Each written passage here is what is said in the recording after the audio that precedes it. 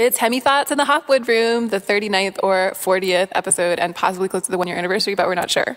Yes. Hello, and welcome to Haemi Thoughts. My name is Grace, but also Haemi. So I'm trying to think. What happened this week? I don't know. Oh, yeah, I went to a retreat. I went to the retreat over a weekend with my church, and then there were these 2 stray cats, and they didn't have collars, and they were like kittens, and it was really cold outside. I was like, oh, someone doesn't own them, because, you know, you would think that if you own cats, you would put collars on them, and you would also clip their nails. They're super sharp. My hand got messed up because I was playing with them, and then like they were like scratching me. And then I named them Juice and Puggy. Named the orange one Juice, you know, because orange juice. And then like I don't know like, where Puggy came from. That was actually the name of my future pug. But I was like, okay, let's just jump the gun now and then name a kitten after it. But the retreat overall was good. I always enjoy going back home. My parents got me this fake septum ring thing, and I'm too scared to wear it out in public. I've always wanted one, but my parents won't let me get an actual piercing. So since we own a beauty supply, we have that in our store. So they're like, oh, just use this. I'm like, okay. But it was kind of weird on me, you know, because like it doesn't match my personality. But I was like, okay, whatever, who cares? And so I'm going to wear it in strategic times of day, like late at night when people think I'm like tough or something. All right. So enough about me. Today, my guest here is my ex-GSI from last semester from creative writing. Hannah, say hello. Hello. Okay, tell us more about how your past 7 days were. My past 7 days have been very busy. I'm about to turn in my thesis for its first round of assessment by my peers and my thesis advisors. So it's the very first draft of what will hopefully one day be a book of poetry. So I've been working really hard on that. Whoa, that's intense. That's way more exciting than what I've been doing. I've just been eating a lot of chicken. But how long is your book of poetry? Well, it needs to be at least 45 pages. And I tend to think when it comes to poetry that the shorter the better. The more concise you can make something, the more intense it will be and the more clear it will be. So I'm trying to keep it to around 45 pages. But I have around 110 pages of work. So a lot of the process has been whittling down the pages from 110 to 45. Interesting. How are you going to do that? That's like over half gone. A lot. Wow. Interesting. Let me ask you a couple questions. Because I don't really get this opportunity to ask my ex-authority people questions, you know, because you control my grades. So, number 1, what has been the best or worst thing about this cold spell? Oh gosh, it's so bitterly cold. The best thing is how cozy it feels inside. And I like the snow because it makes it bright. The worst thing, maybe that my little cat, she doesn't like to go out when it's snowing, so she's getting a little bit depressed.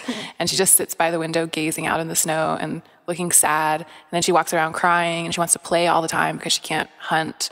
And I'm deeply invested in her well-being, so that makes me feel bad. But I don't know what this has to do with my former authority over you, Grace. I guess I could have asked you this question when I was in your class, but I don't know. I guess now is the time and place in the Hopwood Room. Since no one actually listens to this, it's secret.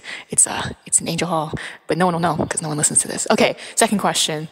Trying to think. What's a more devious question than the first one? Something that I actually would want to ask.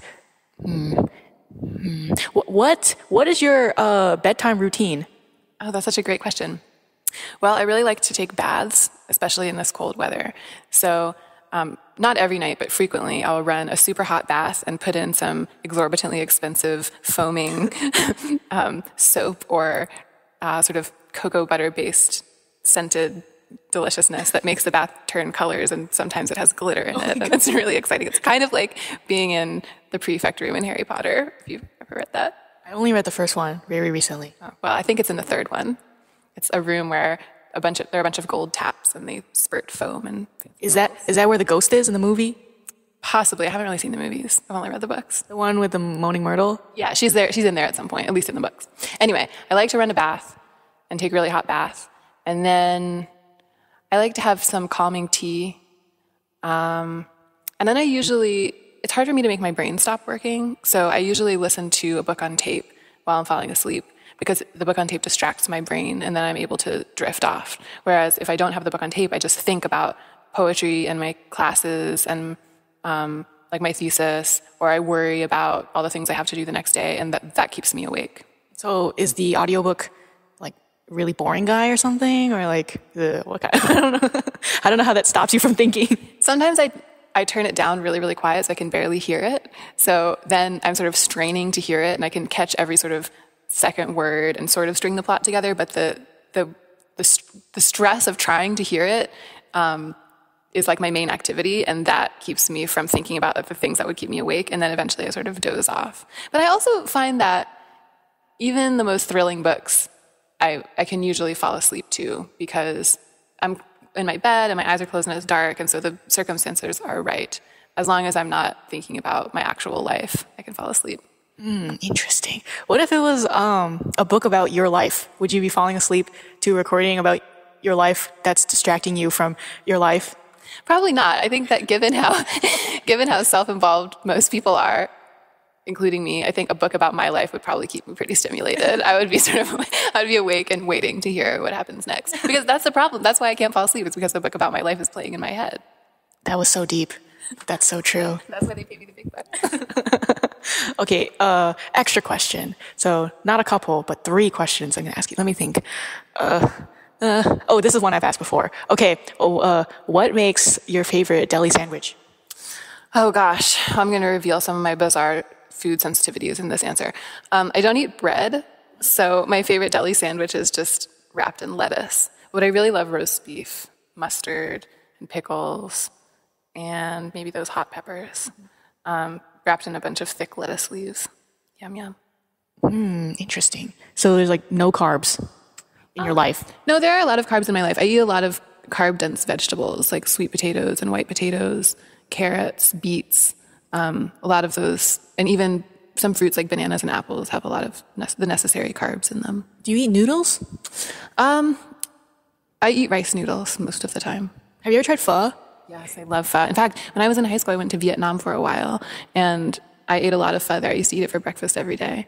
I was doing a service project trip with some of my classmates, so we were working in orphanages that are designed to house children who were born with birth defects because of Agent Orange. So we would go out to the orphanages, and we mostly did maintenance things like gardening and cleaning. It was like a, community service abroad type of thing.